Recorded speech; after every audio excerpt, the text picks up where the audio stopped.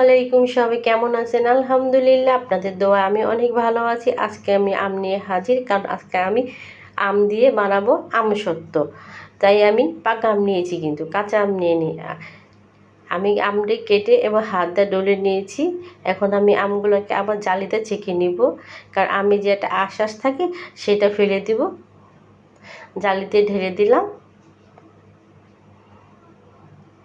আমার কিন্তু জালি দিয়ে উঠানো হয়ে গেছে এবং ছাঁকাও হয়ে গেছে। এখন কিন্তু আমি চুলায় বসিয়ে দিয়েছি। এখন কিছু মশলা আমি এখানে অ্যাড করে দিব।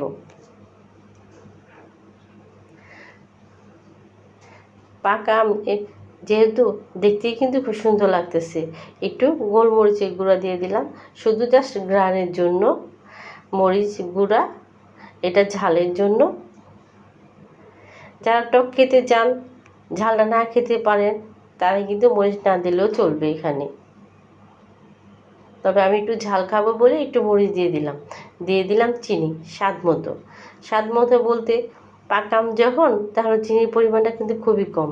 যদি এখানে কাঁচা আমটা হতো তাহলে চিনির পরিমাণটা কিন্তু একটু বেশি লাগতো।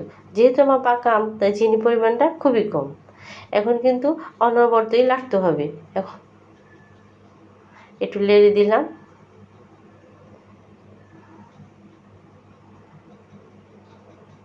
এখন আমি একটু হলুদ গুঁড়া দিয়ে দিব, একটু কালারের জন্য জাস্ট, আর কিছু না। এই যে আমারটা কিন্তু মোটামুটি ভালোই কিন্তু ঘন হয়ে গেছে, নামানোর সময় হয়ে গেছে কিন্তু। তারপর আমি নাড়ছে ভালো করে, পানিটা একটু শুকিয়ে দিই, তাহলে রোদে দিতে সুবিধা হবে।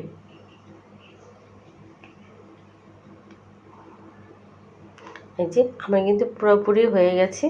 এখন আমি একটু পাঁচফোড়ন দিয়ে নামিয়ে ফেলবো।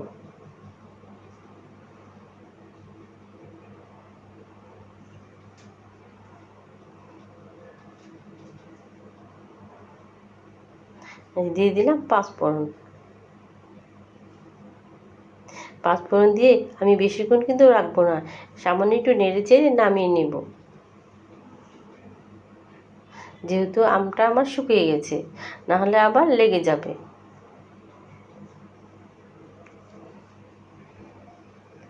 শেষে আমি দিলাম লবণ স্বাদ মতো। কেন শেষে লবণটা দিলাম?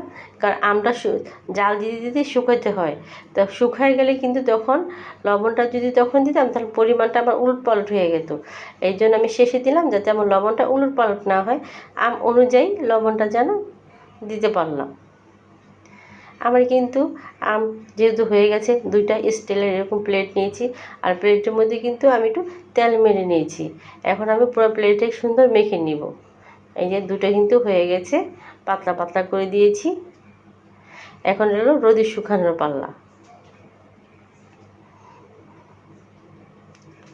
আমার কিন্তু রোদে শুকানো হয়ে গেছে। দেখেন আমরটা আমার কেমন হয়েছে, খুবই সুন্দর। মনে হচ্ছে কিনা আমটের মতো, খেতেও খুব মজা হবে। এমন কিন্তু বাসায় আপনারা বানিয়ে খেতে পারেন। বেশি না, 4-5টা আম হলে এতখানি হয়ে যাবে। আপনারা বাসায় খেতে পারেন।